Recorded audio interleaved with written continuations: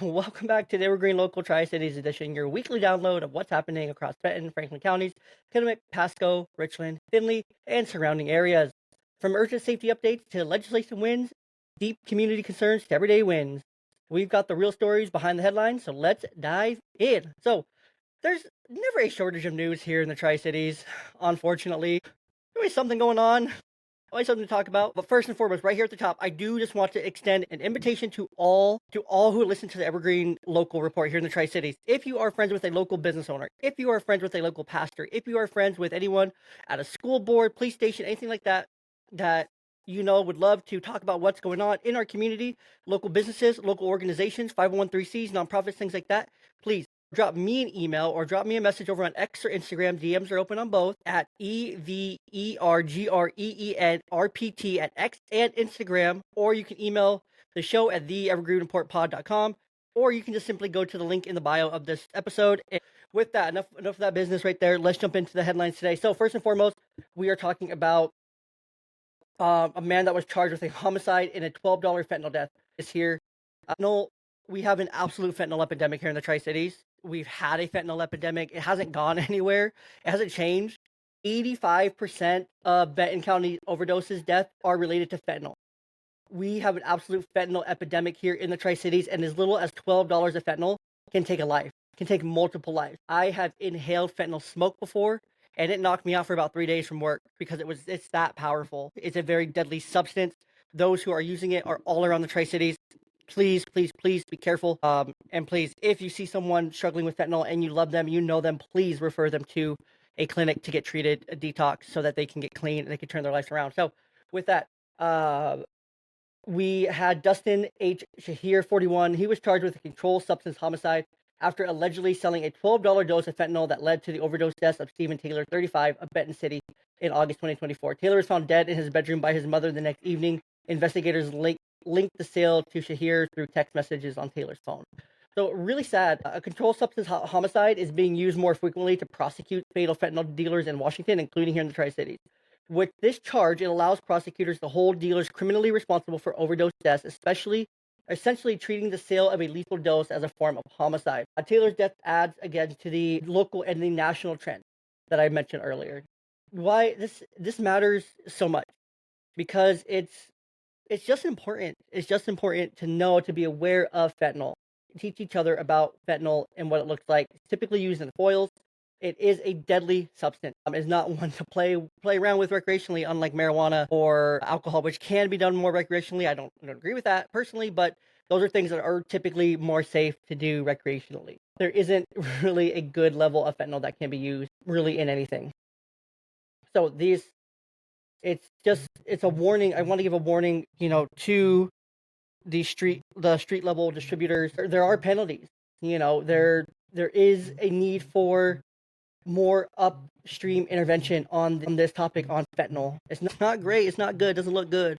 Doesn't look great for anybody. And it's just not good at all.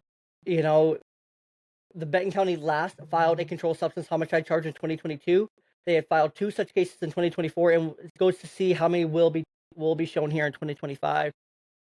Other counties like King, Snohomish County are also pursuing homicide charges tied to fentanyl overdoses. The legislature continues to debate drug possession laws and treatment-focused-driven diversions, even as law enforcement ramps up criminal charges. So it's interesting because we have a lot of soft on crime policies here in the Tri-Cities. Even there was a bill, I don't remember the number of the bill. I covered it on an earlier episode of the Evergreen Report, probably within the first 10. But it basically was a bill that would treat fentanyl as a violation for like a CPS charge kind of thing, but then that bill never passed. So the charges for fentanyl being used around children isn't even something that the legislature wants to take on here. If you're over at Hanford, expect more people coming in and out over the next 60 days or so as they do the routine fuel outages. Refueling outage is the largest in years, so 2,000 workers are coming to town. So if you're out at Hanford, expect more people coming through that way. Pretty much is all I have to say there. So really into the nitty gritty, and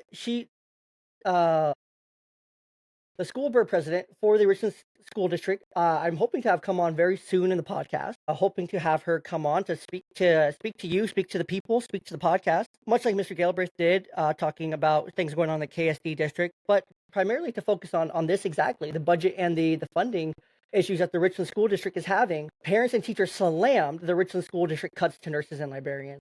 So Richland School District is facing heavy backlash after announcing new budget cuts that will eliminate 6 school nurse positions and remove all secondary librarians for the 2025-2026 school year. This move will save about $1.2 million, but has sparked outcry from parents, teachers, and school staff who say the decision puts students' academic success and health at risk. Nurses will be reduced 16 to 10. They're going to just kind of cover and go rotate around the schools where there will be no nurse now.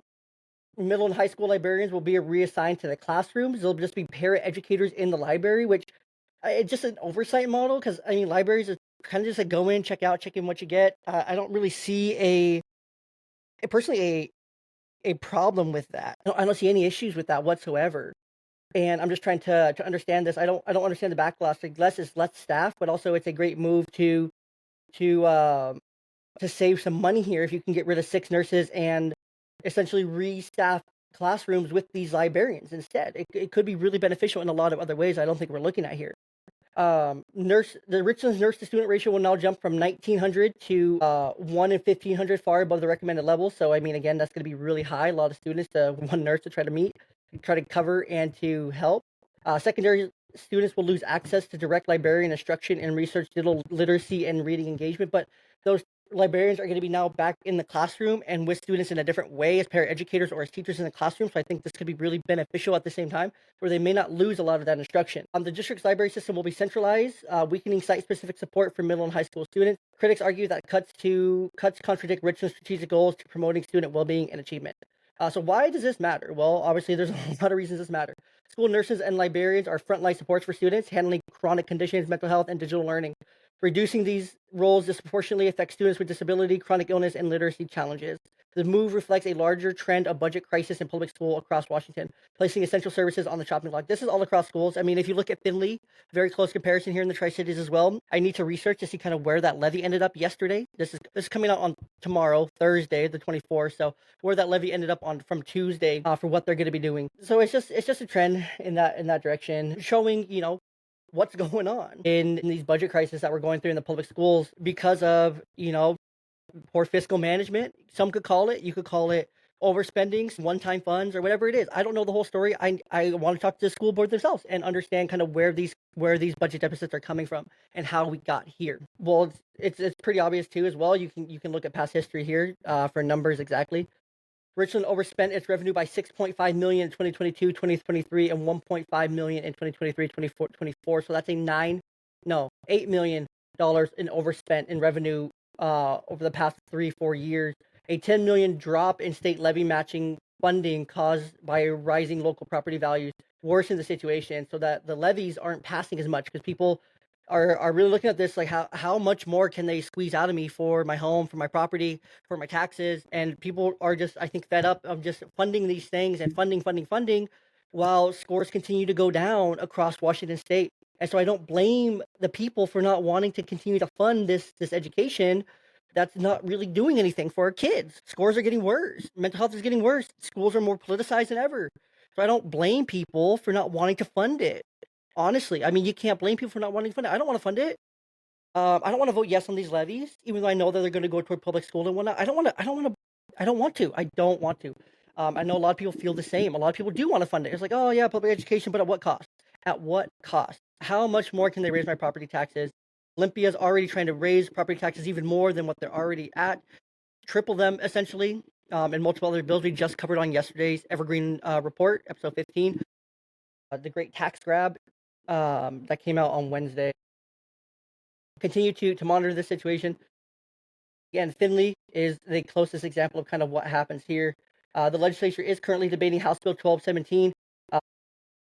This is one that's still being debated. It's going to the governor's desk here. This is the rent control bill, which could affect future locally property revenues and school funding formulas. So we'll see here. A lot of voices have come out to speak about this. Danielle Harvey, a school nurse, even before COVID, our nursing staff levels were inadequate and unsafe.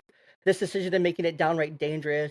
Kim Maldonado, a Hanford High instructional coach, Our librarian teaches critical research skills, engages students in reading, and supports every grade in the subject. Megan Jones, school nurse. Students deserve a learning environment where their health needs are met without delay. This is not it. So essentially, yes, what happens here is that the nurses, if they're not one at the school that day to start the day, there's a health concern, they have to call up and try to get someone to come and respond, kind of thing. I'm not sure how the logistics are going to work out, but that's like my basic understanding of what I'm thinking would happen here. And Rick Jansen is a longtime school board member. I took some things at face value. I apologize on behalf of the board. We should have been watching this more closely. I mean, it is what it is. Budgets are out of control, and hopefully we'll get some answers from the school board themselves here soon. But moving on, we had an incident near the mall. A suspect was charged with harassment and then arrested for flashing a replica gun in a road rage incident. I mean, come on. A 25-year-old Aldo G. Yanis Cabral at North Columbia Center Mall, an area currently under road construction. Yanis Cabral allegedly pulled up next to a emerging car and brandished what appeared to be a handgun before driving away. Kennewick police later found his car near Clearwater Avenue and North Archer Street, rediscovering a realistic lock-style replica handgun inside. So brandishing a handgun, a replica firearm, is still treated as a criminal threat. It creates reasonable fear, which it did in this case, according to police. So he is being arrested and booked for harassment, reckless driving, and driving with a suspended license. So why does this matter? Well, this is a high-traffic area where this occurred near one of Tri-Cities' busiest shopping areas. Replica firearms, even when not operational, can invoke real fear, cause public panic, and escalate conflict unnecessarily. So it scares things. Over the recent months here in Washington State, statewide efforts to reduce road rage have included increased WSP patrols, public safety campaigns, and encouraging de-escalation.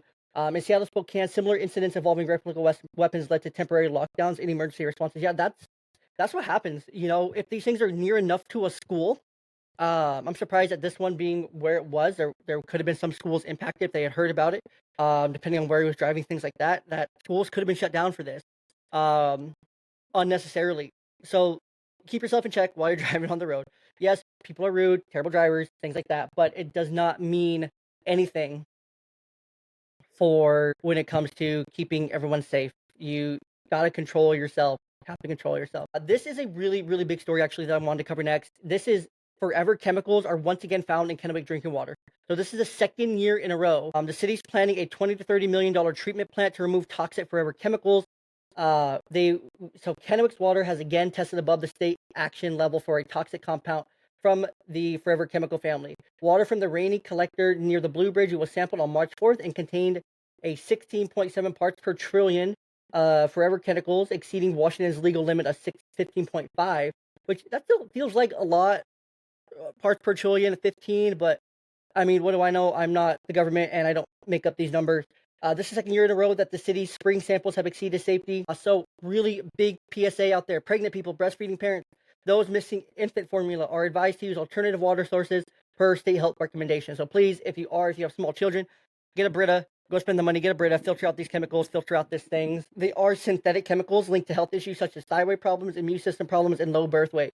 The EPA may enforce stricter federal limits by 2029 as low as 4 parts per million. So, I mean, or parts per trillion. It feels like 15 is really high. 4 feels much more reasonable. There was another recent win yesterday, if you were following the national news, that the Trump administration, they are going to be banning some of the most harmful artificial chemicals that are in food.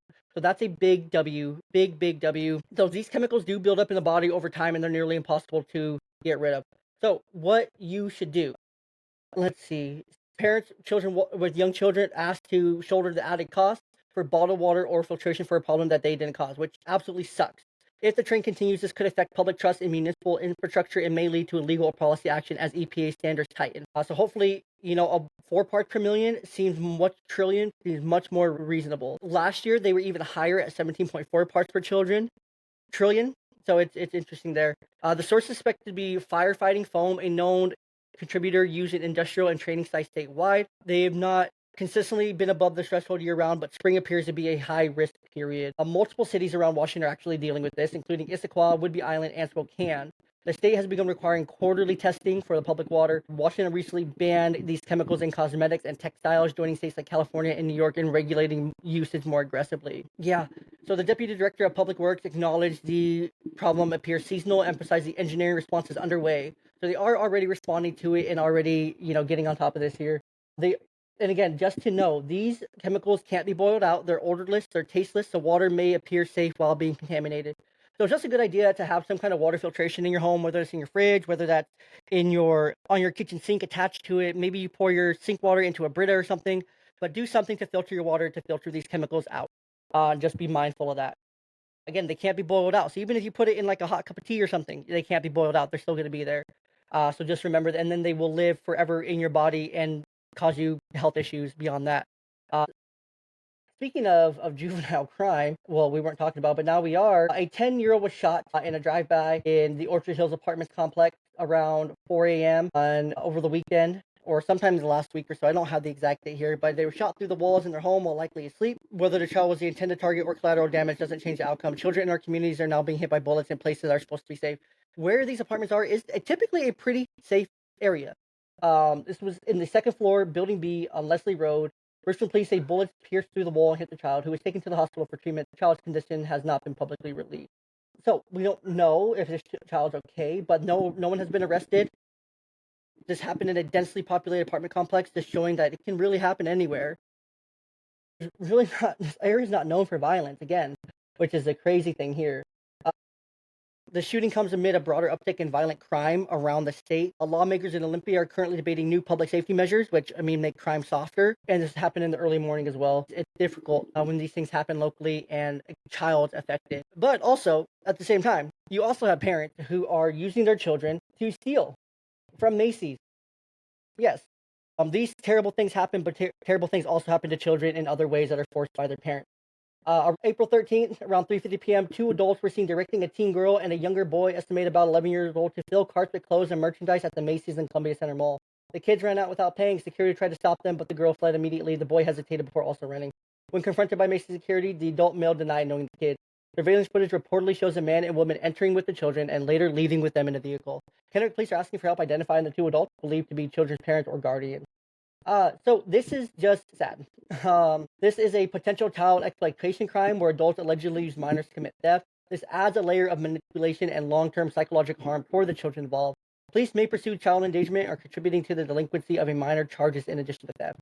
Why does this matter? Well, cases like this undermine efforts to rehabilitate youth and push vulnerable kids into further cycles of criminal behavior. It adds pressure on retail staff and mall security. Because there's really not much they can do. Once you're out of the store, you're out of the store. You keep running, you go. There's nothing anyone can do. Columbia Center Mall has had multiple incidents of shoplifting, smash and grab theft, and organized retail crimes in the last 12 months. So it's not the first time. It's definitely not the last. Local law enforcement and mall security have increased surveillance and patrol presence, especially after hours and on weekends. So during busier times or where there's less people there, just there to help out. Commander Isaac Merkel confirmed the surveillance shows the adults with the children through the incident and leaving together. Man, shaved head, pink hat, black Kenneth Cole shirt, silver cross necklace. Women, dark hair, black t-shirt, blue jeans. Anyone with info is urged to call non-emergency dispatch.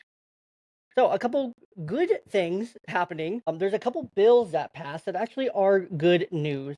So we're going to get there after we talk about some of the other news. Just a couple headlines here that I just want to briefly touch on. A Hanford worker died near the vitrification plant. A 42-year-old collapsed during a night shift. No signs of foul play. Plant paused to support grieving workers.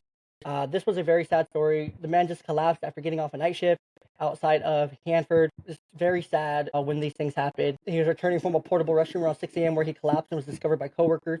EMS responded within minutes, began life-saving measures, but the worker was declared deceased at the scene. An autopsy is scheduled for next week. There's no signs of foul play here. So we're unsure what happened, unsure how it happened, if it's related to working at the site or not, but more will be seen. Continuing investigation here, worker health advocacy groups are monitoring the situation closely to see what happens. Since the autopsy was set for last Tuesday, last Tuesday, so the 22nd is when this would have been scheduled for. Continuing to see what happens here. And then there was gunfire reported at the at-home store. There was no suspects at large, but an investigation continues. Incident adds to growing concerns over violence at retail corridors. A lot of violence happens at retailers. I'm not sure why. Probably because they're public areas. You can get lost in the crowd. Move on. At home, that parking lot's pretty isolated. Up to the corner, you can sneak out, go down to the hotels there, go out behind the store. You can hide, you can run, you can flee pretty easily there, straight onto Columbia Center Boulevard or up behind Center Parkway or down around the Gage as well. So there's a lot of different routes you can go there, but it is really sad to continue to see these things happening just in our area, and the gun violence just upticking. But again, back to good news. So there's two very interesting bills that passed this last week that are going to affect local residents. Well, this one's going to affect everyone in Washington State. But what happened here? Governor Ferguson signed House Bill 1457 into law on the 18th. This is a bipartisan measure that requires real-time electronic tracking of individuals classified sexually violent offenders or, pedophiles, sex offenders, allows survivors to opt in for a 24/7 notification about the location of their offenders. So I think this is really cool here that this signed into law, because typically um, bipartisan actions don't happen very often in Washington State, but something like this, it makes sense to track, the sex offenders, those who've committed violent crimes. And it's a survivor-centered policy. Does it do enough? No. But at least now, victims, but I don't understand at the same time. I would love to talk to someone who actually may be open to talking about being a victim and if this is something that they feel would help them. This is great. States like California and Florida have implemented this tracking for high-risk offenders. But Washington's opt-in survival alert model is among the most comprehensive. So it's really interesting to see kind of what happened here and what's going to happen here. This is expected to launch in early 2026.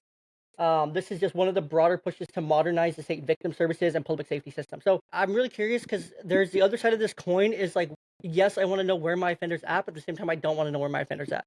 I don't want to know that he's close and constantly be checking and worrying, because that gives power back to the offender, knowing like how like they shouldn't be out, period. Like people who commit these sex crimes and these violent crimes, sexually violent predators, as they want to, sugarcoat them to be, these sex offenders, rapists, shouldn't be out, period. They should be getting 3 hots in a cot for the rest of their life. They should be subject to the death penalty, because essentially you're changing lives forever. Their life should be changed forever. They shouldn't get allowed to be out on any kind of parole, even though they're just being tracked. It's not fair to the victims. Absolutely not. It's not fair. So this is just a very soft on crime, soft way to still release these violent predators back into the community and let them continue to commit crimes, even though they're being tracked. You think they will care? Probably not. Let's see. Another local bill, and I think we've covered this again. The Manufactured Homes Bill, actually sponsored by our local representative, District 8, April Connors. Where is it? So this is just a housing bill which makes manufactured homes the same as real property, which will secure lower cost mortgages. So we have a bunch of manufactured homes going all over the Tri-Cities, 1,700 across 30 resident-owned communities going up here in the next couple of years, between Prosser, Kennewick, and the Tri-Cities as well. So this helps with those inflated loan rates come back down, because previously they were treated as vehicle loans. Now they're actually going to be treated as real property loans. So this is really great, good housing reform here. So shout out to April Connors on this one. Can't wait to have you on the pod. And of course, Senator Boyke, you're also welcome on the pod anytime. Senator Representative Bernard, even though you declined, still would love to have you on the podcast as well. So let's talk about the Head Start programs and what's going on here, because this is getting a lot of headlines. This is something that is directly affecting my household. My wife is an early Head Start teacher, working for the Benton Franklin Head Start. So it's really something here that got to keep an eye on and that you wanna be aware of going on. So Inspired Center Development Centers in Sunnyside are indefinitely suspending its Head Start and early Head Start programs due to lack of federal funding. More than 400 children, 70 staff members are going to be affected by this. Expected funding that arrived in mid-February never showed up. It's delayed. There's been no official communication if this is going to be renewed or if it's going to be coming at all. The Migrant and Seasonal Head Start, which is still active through July, state funded, will continue to serve over 2,500 children. This is an unaffected program. So the Migrant and Seasonal Head Start still active through July, and ECAP state funded which continue to serve over 2,500 children. Inspire CEO Jorge Castillo called it unprecedented. In my 31 years, I'm not aware of any delay like this. Closure was prompted by the elimination of 5 regional Head Start offices, including Region 10 in Seattle, which has created a massive communication gap. Low-income families are the most affected, as they're the ones that rely on these ones. Foster children, kids with disabilities are the core of the beneficiaries of Head Start. The closure will disrupt care, education, and nutritional support for vulnerable children. Parents may now be divorced between childcare and employment, with no immediate alternative in place. This adds another pressure to childcare access crisis in the Tri-Cities, with fewer than 1 in 3 families can currently find preschool care. Richland, Kennewick, Pasco already have 900 children on wait lists due to lack of seats in existing early learning programs. Head Start, created in 1965, has served over 40 million children nationwide. I was actually a Head Start kid as well in Berrien, Washington. I love my Head Start there. I absolutely loved it. Made a lifelong friend. I don't know if he remembers me or not. His name is Michael. Michael, if you're ever listening to this podcast, I am still here for you all the time.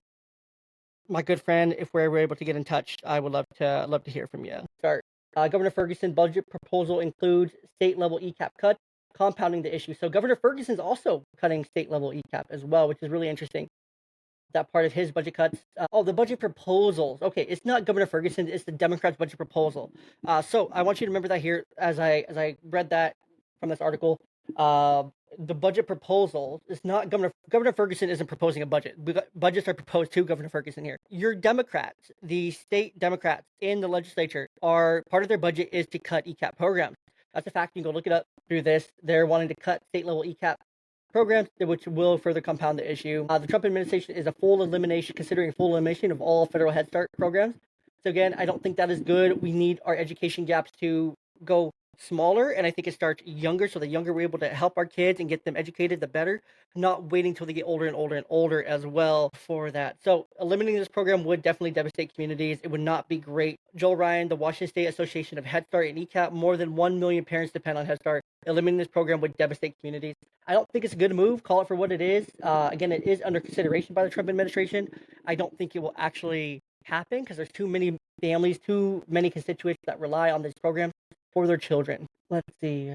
But yeah, that's kind of where this is at. So that's happening in Sunnyside, so very close to the Tri-Cities here. Last story I want to cover real strict. It's just kind of a fun one. Have you ever wondered where the most congested places in the Tri-Cities are? Because I never did until I read this article. So where is the worst traffic in the Tri-Cities? So as you probably saw the last couple years, they put more and more of those little tickers out, those little tiny ropes across the road. Those are actually counting how many people drive over those in a certain period of time. So it's a biennial traffic count using the 720 counting devices in 25 jurisdictions to measure road use. The results showed a mixed bag. While some of the most heavily traveled roads like Pasco's Road 68 and G-Way remain congested, major roads have less traffic than they did in 2016. Interesting. Planners also note surprising peak hours that differ from traditional rush hour and a shift in truck traffic patterns, especially in unincorporated areas. Top congested road is, of course, Road 68, with nearly 50,000 vehicles daily. Richland's G-Way dominates the top 10 list with multiple entries, peaking at 41,000 plus daily vehicles. Columbia Center Boulevard is still a traffic hotspot, but has actually decreased by 16% since 2016, which I think is because less people go to the mall in general. I don't think many people are actually going into the mall, going to the mall, shopping at the mall because of just the availability of being able to get your products elsewhere through online shopping, get them delivered right to your home, make it a lot easier, not have to go out. Not have to go and spend mall prices when you can get the same thing online for a discount or less of the price from the same retailers, essentially. There's high truck activity is concentrated in industrial quarters and unincorporated rural zones like Pete Road and Booker Road out in Benton Franklin counties. Traffic is expected to get worse. Projected population growth of 162,000 and 28,000 more vehicles over the next 20 years. So this will continue to be tracked as the biennial reports come out and they plan these and put these into place. Road planning directly affects commute times, public safety infrastructure, spending, and economic development. The data will show upcoming road projects and funding allocation across Tri-Cities. So every time you see a little road construction going on, like they made here in Kennewick, they made Deschutes and Columbia Center, they made that intersection bigger. They added lanes on both sides, turn lane. They made that road a lot bigger. They're also doing the same thing down on Columbia Center Boulevard, and I don't remember the name, but they're also doing a road project down there. So they're slowly doing these road projects to uncongest traffic at these high congest areas. So expect to see more of that as they get this data back, as they start to plan and decide where they're going to improve the infrastructure investment through 2026 and beyond. Especially according for population growth, where new builds are going up and things like that, they're going to have to plan. I would imagine that Clearwater will get an expansion, especially down more towards Badger Canyon, and there will be more and more people living in that area, and they will have to expand the road in some way, shape, or form to make that more accessible. But yeah, I think that's it. That's all the time we got today. If you have any tips for any of these open cases, Pasco, Richland, you can look on their website. Feel free to contact them. I would love if anyone has, like I said at the beginning of the podcast, go and message me on X or Instagram to tell me your local stories, tell me what the heck's going on in your area. In addition to that, very lastly, here the polo I'm wearing is from Four Fathers Apparel. You can go to shop4fathers.com. Daddy and me polo, especially as we get closer to Father's Day. This is a great gift to get for Dad. shopforefathers.com, shop4fathers.com. Use the code YOUNGDAD, YOUNGDAD, to save yourself 20% on your total purchase. So with that wraps up episode 7 of the Evergreen Local Tri-Cities Edition. Whether it's a housing win, safety concern, or community debate, I'm here to unpack it all. I'm your host, Jay. Thanks for listening today, and as always, stay informed, stay active, and stay evergreen. And stay weird, Tri-City. Stay weird, and let's keep being a example to all of Washington State.